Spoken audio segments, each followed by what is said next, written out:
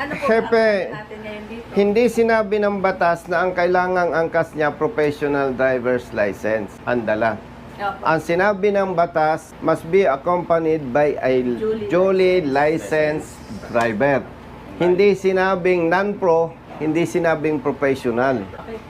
So pag sinabing duly licensed siya, pero hindi professional. Walang sinabing ganun eh. Okay. Alam mo bang mabigat? Kaya mula Cavite, pumunta ako dito. 1 year siyang masususpende base sa pagkaintindi po ninyo. Pinapaliwanag ko sa inyo na malaking perwisyo ito sa katulad niya.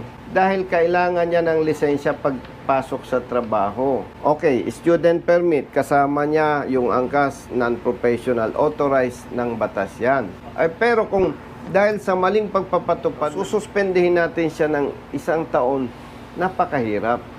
Okay lang sana